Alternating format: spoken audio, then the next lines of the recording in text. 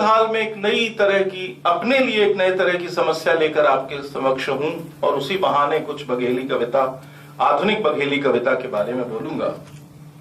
और वो समस्या यह है कि हिंदी लोक का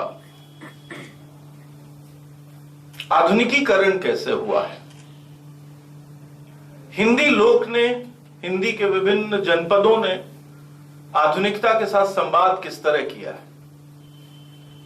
वो जिस इकाई को हम लोग कहते हैं, जो स्वाभाविक है कि फोक नहीं है, आपके विद्वान आपको बता चुके होंगे अब तक। लोक का हमारे लिए एक स्वतंत्र अर्थ है, उस अर्थ में हम लोग शब्द को ग्रहण करते हैं। तो जो लोक का हमारा अर्थ है, उसमें हमारे लोग, हमारे देश आधुनिकता को किस तरह ग्रहण करते हैं और आधुनिकता के साथ आधुनिकता को किस तरह रिस्पॉन्स करते हैं। रिस्पॉन्स के लिए हिंदी में कोई ठीक शब्द नहीं है, इसलिए शब्द के अभाव में मैं मूल अंग्रेजी शब्द इस्तेमाल कर रहा हूं, रिस्पॉन्स। मराठी में एक शब्द चलता है प्रतिसाद।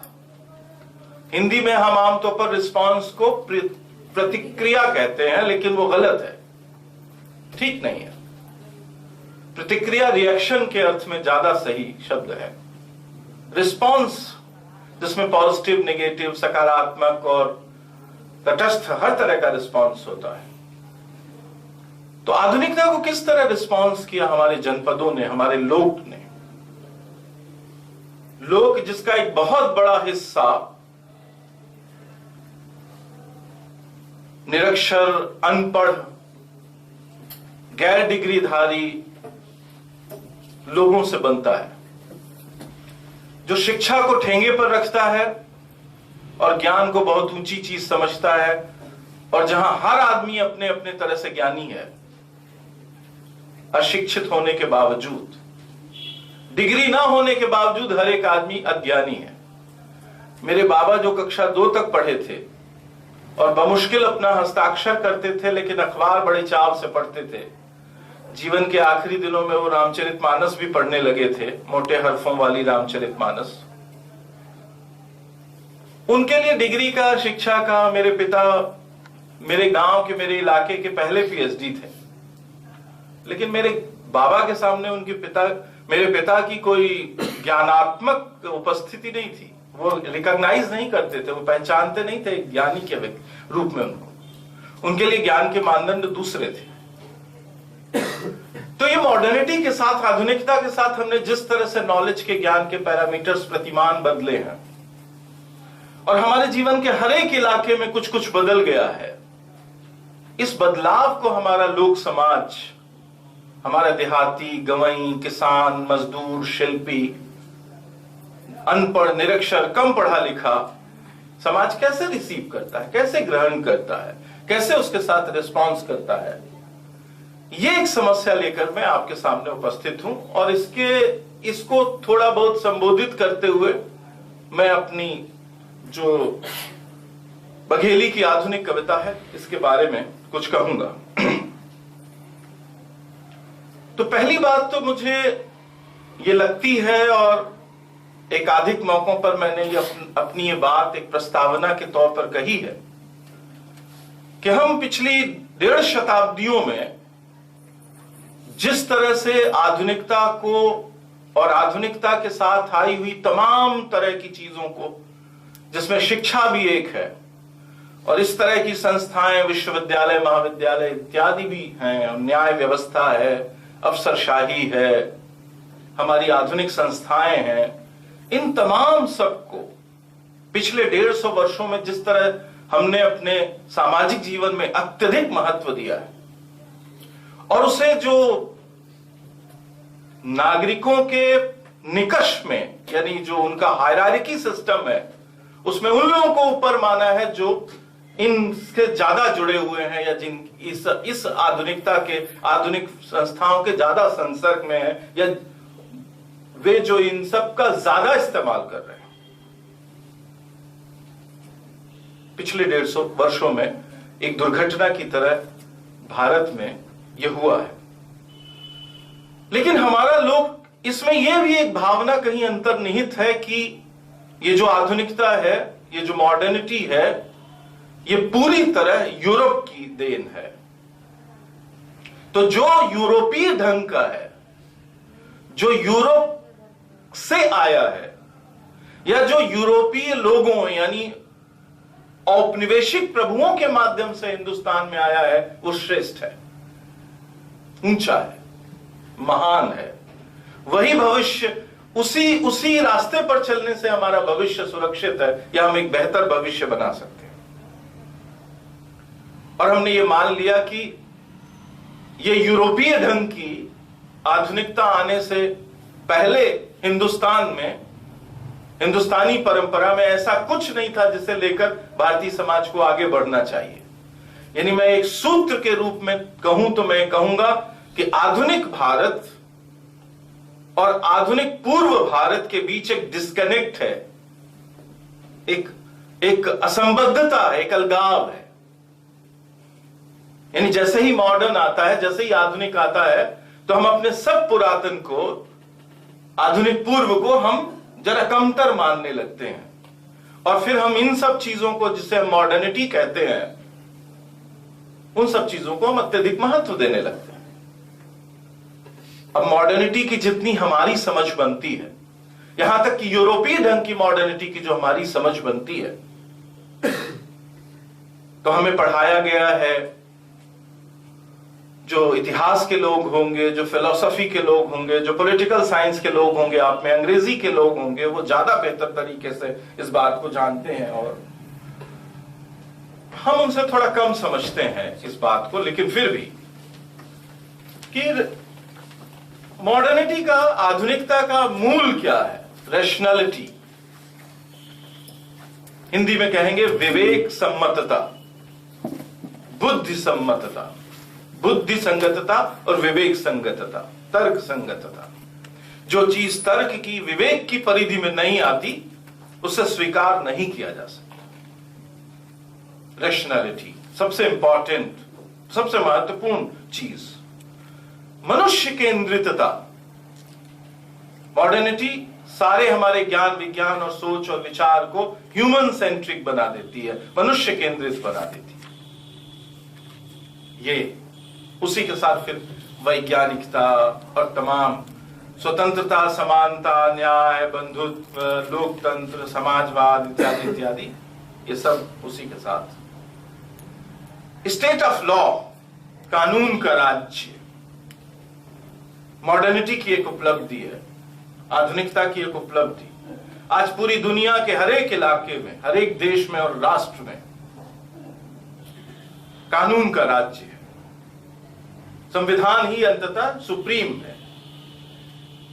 ये जो चीज है, ये मॉडर्निटी ने हमें दी है। ऐसे बहुत सारी बातें हमें बताई जाती है, लेकिन उसमें सबसे महत्वपूर्ण चीज है ये कि मॉडर्निटी के, आधुनिकता के आने के साथ जो ज्ञानी जन भारत के बारे में विचार कर रहे थे, भारत विद्यावादी, इंडोलॉजिस्ट और प्राच्यविद, ओरिएंटलिस्ट, ये सारे के सारे लोग, और इनके साथ पूरी की पूरी औपनिवेशिक मशीनरी, औपनिवेशिक मानसिकता और ज्ञान मीमांसा, औपनिवेशिक वैचारिकता बता रही थी कि भारत के पास न शास्त्र में न लोक में इस तरह की चीजें, यानी रैशनैलिटी, तर्कपूर्णता, विवेक पर चलना, एक बंधे बधाए स्थिर समाज में स्वतंत्रता, समानता, न्याय, बंधुत्व की और लोकतंत्र की मांग करना, ये सब नहीं था।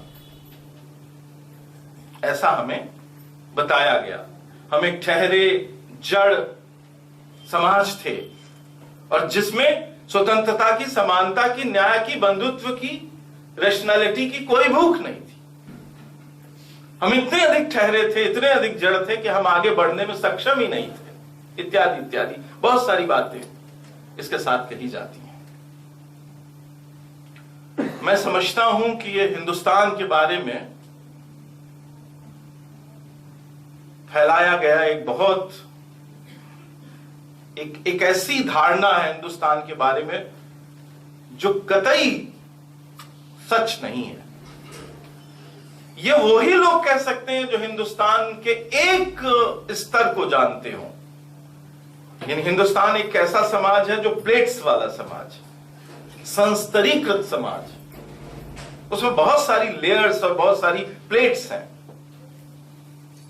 जो एक प्लेट को जानता होगा, एक स्तर को, एक संस्तर को जानता होगा, वो ऐसी बात कह सकता है। जो सभी संस्तरों को जानता होगा वो ऐसी बात नहीं कह सकता। जैसे कि हिंदुस्तानी औरत के बारे में यदि ये औपनिवेशिक ज्ञान मीमांसा से प्रभावित एक कवि ऐसा कहता है, और उस जमाने का प्रमुख डोमिनेंट विचार है, अबला जीवन हाय तुम्हारी यही कहानी, आंचल में है दूध और आंखों में पानी। तो जो लोग हिंदुस्तानी औरत को नहीं जानते, जो सिर्फ हवेलियों में कैद, सोने के सीकड़ों में बंधी हुई, तरह तरह के पौरुषिक उपमान अपनी देह में सजाए हुए जो स्त्रियां हैं, उन्हीं को जो देखते हैं, जिनके घरों में लज्जा, भारत के जिस समाज में लज्जा सबसे बड़ा गुण है और असूर्य पश्या होना सबसे बड़ी क्वालिटी, गुण, सूर्य भी ना देखे, वहां के लिए तो यह सच्चाई हो सकती है। लेकिन हिंदुस्तान के बृहत्तर स्त्री समाज के लिए यह सच्चाई नहीं है, कभी नहीं थी। हमने अपने गांव देहात में देखा है कि घर के ही, गांव के ही, मोहल्ले टोले के ही अन्यायी पुरुषों को सार्वजनिक रूप से चुनौती देती हुई और तुम्हारे सीने में चढ़कर तुम्हारी मूंछ उखाड़ लूंगी की तरह का वाक्य बोलती हुई औरतों को हमने अपने बचपन में देखा, जो बिल्कुल पढ़ी लिखी नहीं थी। तुम्हारे सीने में चढ़कर तुम्हारी मूंछ उखाड़ लूंगी, ये वाक्य कहना आज भी बहुत कठिन है किसी स्त्री के लिए, आधुनिक स्त्री के लिए भी। लेकिन ये औरतें इतनी ताकत और हिम्मत वाली थीं और ये कह सकती थी। तो जो एक मरा हुआ, जो एक मृत किताबी ज्ञान था, उसके आधार पर जो हिंदुस्तान की छवि गढ़ी जा रही थी, जैसे कि हम सोशियोलॉजी में, मेरा विषय कभी नहीं रहा, पर मैं बच्चों की किताबें देखता था, जब कॉलेज में था तो देखता था कि सोशियोलॉजी की किताब में लिखा रहता था कि हिंदुओं में 16 संस्कार होते हैं। अब मैं तो ब्राह्मण परिवार में पैदा हुआ एक आदमी, मैं देखने गिनने लगा कि अच्छा मेरे बाबा के कितने हुए थे संस्कार, वो तो ब्राह्मण थे। मेरे परदादा के कितने संस्कार हुए थे, फिर मेरी दादी के कितने हुए, मेरी नानी के कितने हुए, मेरे नाना के, और तब मैंने देखा कि कितने कम संस्कार हमारे सामान्य जीवन में होते हैं, लेकिन किताब में लिखा है कि 16 संस्कार है। कौन हिंदू आदमी, कौन हिंदू है जो 16 संस्कार करता है या कराता है? तो एक मृत किताबी आधार पर यदि आप हिंदू समाज का कोई चित्र खींचेंगे तो इसी तरह का बनेगा, आधा अधूरा, अपूर्ण और एकांगी।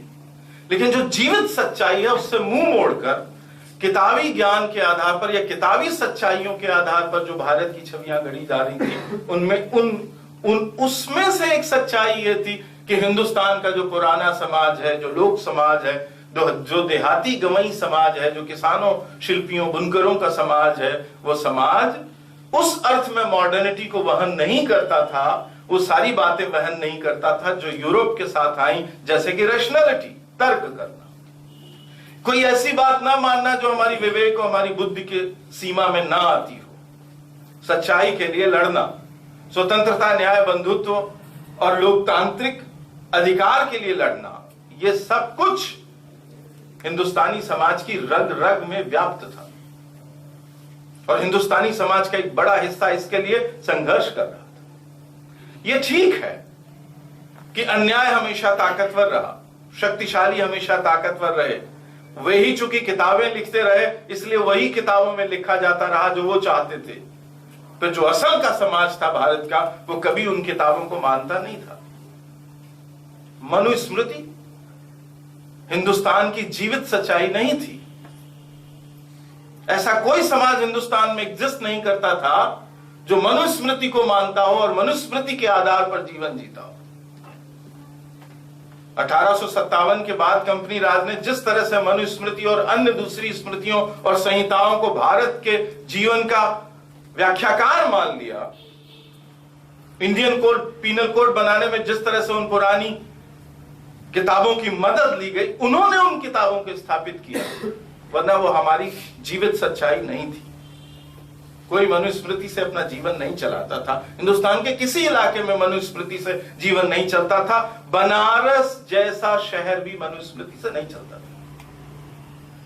लेकिन हमने मान लिया कि मनुस्मृति एक इतना बड़ा इंपॉर्टेंट टेक्स्ट था जो भारत में सर्व जगह मान्य था और हर तरह के शक्तिशाली लोग मनुस्मृति को मानते थे। इस तरह की बहुत सारी गलतफहमियां और धोखे हमारे दिमागों में भर गए हैं, जिनसे बाहर आने के लिए काफी झाड़ पोछ करने की और पूरा, कई बार तो जैसे कि होता है ना, बाल्टी को पूरी उलट देने की जरूरत है, वैसे वैसे दिमागों को पूरा उलट देने की आवश्यकता पड़ती है।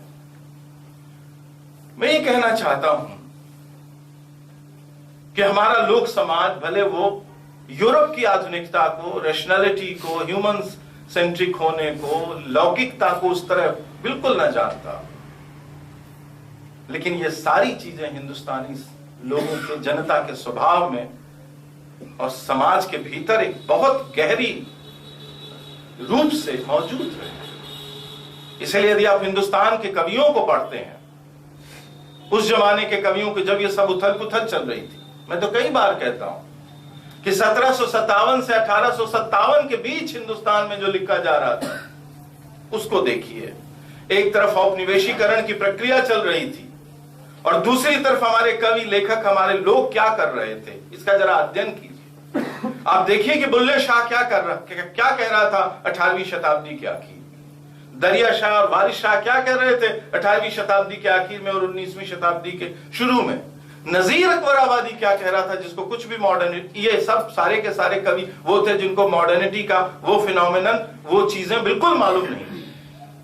बंगाल का एक कवि है लल्लन फकीर, जिसे सबसे बड़ा बाउल कहा जाता है, जो एक तरह की निर्गुनिया और वैष्णव परंपरा की सिंथेसिस है। वो क्या कह रहा था 19वीं शताब्दी के शुरू में, मीर क्या कह रहे थे और गालिब क्या कह रहा था 1857 के आसपास। पलटू दास हिंदी के कवि क्या कह रहे थे, कौन सी लड़ाई लड़ रहे थे पलटू दास और नजीर अकबर आबादी और मीर, और इनके जीवन, इनकी कविता में कौन से समाज का चित्र, कैसा अक्ष उभर कर आता है। तो हमें वो सारी की सारी बातें जो हमें सिखाई पढ़ाई गई हैं और हर तरह की विचार मीमांसा में बहुत ताकतवर तरीके से मौजूद है, उन सबको पुनर्व्याख्यायित करने की आवश्यकता पड़ेगी। तो मेरा समाज, मेरा देश, यानी बघेली समाज और बघेली देश कैसे रिस्पॉन्स कर रहा था, कैसे जीवन जी रहा था वो मॉडर्निटी के आने से पहले, और फिर मॉडर्निटी को उसने कैसे एक्सेप्ट किया, मॉडर्निटी के साथ उसने कैसा व्यवहार किया। तो हमारा जो लोक साहित्य है, अभी मैं उस पर बोलूंगा नहीं ज्यादा, बस थोड़ा सा संकेत करूंगा। आधुनिक युग में नागरिकों के, मनुष्य के, समाज के, जनता के मुख्यतः दो संघर्ष रहे हैं हिंदुस्तानी अवाम के, जो अब भी किसी न किसी रूप में मौजूद है। स्वतंत्रता, समानता, न्याय, बंधुत्व और लोकतंत्र को पाने के लिए, जिन्हें मैं 5 सबसे बड़े मूल्य मानता हूं, और मानता हूं कि इन्हीं के सिंथेसिस से, इन्हीं के संश्लेष से कोई बेहतर दुनिया बन सकती है। कौन सी विचारधारा, कौन से रास्ते से चलकर मिलेंगे ये सब, ये मुझे ठीक से मालूम नहीं, या हो सकता है जो मुझे मालूम हो उससे आप सहमत ना हो, लेकिन ये 5 मूल्य हैं, स्वतंत्रता, समानता, न्याय, बंधुत्व और लोकतंत्र। मैं राजनीतिक लोकतंत्र की बात नहीं कर रहा हूं, मैं परिवार में लोकतंत्र की, समाज में लोकतंत्र की, शिक्षा संस्थाओं में लोकतंत्र की और हर जगह लोकतंत्र की बात कर रहा हूं। तो ये इन 5 चीजों के लिए पुराना बघेली समाज, यानी जो लोक साहित्य जहां से पैदा होता है, यानी किसानों से, दलितों से, आदिवासियों से, शिल्पियों से, स्त्रियों से, वो सब इसे कैसे रिस्पॉन्स कर रहे थे, वो इसके बारे में कैसे सोचते थे। तो आप देखेंगे कि हमारा जो लोक साहित्य है, बघेली का लोक साहित्य, वो हर तरह के अन्याय के प्रति, चाहे वो अन्याय राजा द्वारा किया गया हो चाहे वो अन्याय जमींदार द्वारा किया गया हो, चाहे वो अन्याय पिता द्वारा किया गया हो, चाहे वो अन्याय गांव के ताकतवर लोगों द्वारा किया गया हो, जाति संरचना में किया गया हो या सामंतों द्वारा किया गया हो, हर तरह के अन्याय के प्रति एक प्रतिरोध की चेतना पूरे बघेली लोक साहित्य में मिलती है। लेकिन यह प्रतिरोध की चेतना दाल में नमक के बराबर है। आजकल कुछ ऐसे क्रांतिकारी हुए हैं पिछले 70-80 साल में कि वो पूरी दाल ही नमक की खाना चाहते हैं। यानी पूरा का पूरा साहित्य में पहले अणु से लेकर आखिरी अणु तक बस प्रतिरोध रहना चाहिए। अरे भाई, प्रतिरोध के लिए भी तो कुछ होगा ना। जहां प्रतिरोध रहेगा, बसेगा, वो कहां बसेगा, कहां रहेगा, किन किन और चीजों के साथ मिलकर आएगा तो प्रतिरोध समझ में आएगा। तो जैसे दाल में हल्दी होती है, जैसे दाल में नमक होता है, जैसे दाल में आम की कली डाली जाती है उसके पकने के लिए और स्वाद के लिए, वैसे होता है प्रतिरोध। और प्रतिरोध हमेशा उस मुहावरे में नहीं होता जैसा कि तुमने सोच लिया है। हमेशा प्रतिरोध नागार्जुन की कविता की तरह नहीं होता। हमेशा प्रतिरोध राजेश जोशी की कविता की तरह नहीं होता। हमेशा प्रतिरोध को बहुत मुखर और लाउड स्वर में नहीं होता है। यह गीत सिर्फ एक लोक समाज में नहीं, बहुत सारे लोक समाज में गाया जाता है अलग अलग तरह से। भैया को दीने महल दुमहले, हमको दीना विदेश। ये पंक्ति आपको अलग अलग रूपांतरों के साथ आपको हर बोली में मिलेगी। ये क्या है? ये तो दुख है। क्या दुख की अभिव्यक्ति प्रतिरोध होती है? या दुख की अभिव्यक्ति से प्रतिरोध प्रकट होता है? जहां कोई प्रोटेस्ट का मुहावरा ना इस्तेमाल किया जा रहा हो, क्या वहां भी प्रतिरोध प्रकट होता है? हां, होता है। सबसे साइलेंट, सबसे शांत, सबसे मुखर, सबसे ज्यादा असर डालने वाला प्रतिरोध ऐसा ही होता है जैसे ये लड़की कर रही है कि भाई के लिए तो सब लिखा दिया और हमको विदेश भेज दिया। इस तरह का प्रतिरोध आपको, और ये आपको हमारी बोली में भी मिलेगा। एक और उदाहरण देता हूं प्रतिरोध का, जो सभी बोलियों में, पूरब की सभी बोलियों में पाया जाता है। भोजपुरी में आपने भोजपुरी लोग के बारे में सुना होगा कि वो गीत जो हिरण और हिरणी का गीत है, राम मां कौशल्या से बात कर रही है हिरणी अपने हिरण के लिए, वो गीत आपने भोजपुरी में सुना होगा। आप में से ज्यादातर लोग भोजपुरी के हैं, लेकिन यही गीत आपको थोड़ी बहुत अदल बदल के साथ हमारी बोली में, बघेली में भी आपको मिलता है। तो इधर के दिनों में एक खास तरह का रोमांटिसिज्म भी चल पड़ा है लोक को लेकर। नामवर सिंह ने 1987 में एक किताब प्रकाशित की थी जिसका शीर्षक था वाद विवाद संवाद। उसमें एक लेख था जिसके शीर्षक में एक शब्द आता था, अंधलोकवाद। तो आजकल एक अंधलोकवाद भी है जिसमें अपने अपने लोक को लेकर बहुत ऊंची ऊंची बड़ी बड़ी बातें की जाती हैं और ऐसा लगता है कि जैसे जो लोग कर रहे हैं वो उन्हीं के लोक में है और बाकी सब तो कहीं नहीं है। ये वैसा ही कुछ मामला है जैसे कि इकबाल ने कहा, सारे जहां से अच्छा हिंदुस्तान हमारा, और हमने उसको सच मान लिया। होगा, मुझे इनकार नहीं, पर मुझे लगता है कि हर देश के वासी के लिए उसका देश ऐसा ही होता है, सारे जहां से अच्छा। मेरे लिए बघेलखंड सारे जहां से अच्छा है, और उस अर्थ में मुझे बनारस उतना अच्छा नहीं लगता जितना अच्छा मुझे मेरा शहर, मेरा गांव लगता है, और लगना ही चाहिए। मैं यहां नौकरी करता हूं, मैं यहां का हूं नहीं, और आप अंत तक ये समाज मुझे अपना मानेगा कि नहीं, इस पर प्रश्न चिन्ह है। लेकिन मैं वहां जब जाऊंगा अपने देश में तो वहां मानने वाले तो होंगे ही मुझे। तो एक खास तरह का अंधलोकवाद चल रहा है जिसमें अपने अपने लोक के बारे में बातें की जा रही हैं और दूसरे लोक से उसका कोई संबंध नहीं रह गया है। तो मैं कह रहा हूं कि पहले कहां लिखा गया, कहा गया, मुझे मालूम नहीं। पहले भोजपुरी में लिखा गया कि मगही में, कि अंगिका में, कि अवधी में, कि बघेली में या बुंदेली में, पर यह गीत हमारे यहां भी ऐसा का ऐसा मिलता है। तो प्रोटेस्ट के प्रतिवाद और प्रतिरोध के बहुत सारे स्वर दाल में नमक की तरह बघेली के लोक साहित्य में मिलता है। मैं एक आखिरी उदाहरण देता हूं। हमारे यहां एक लोक आख्यान है, उसे जरूर मैं उल्लिखित करना चाहता हूं। उसका नाम है छाहुर।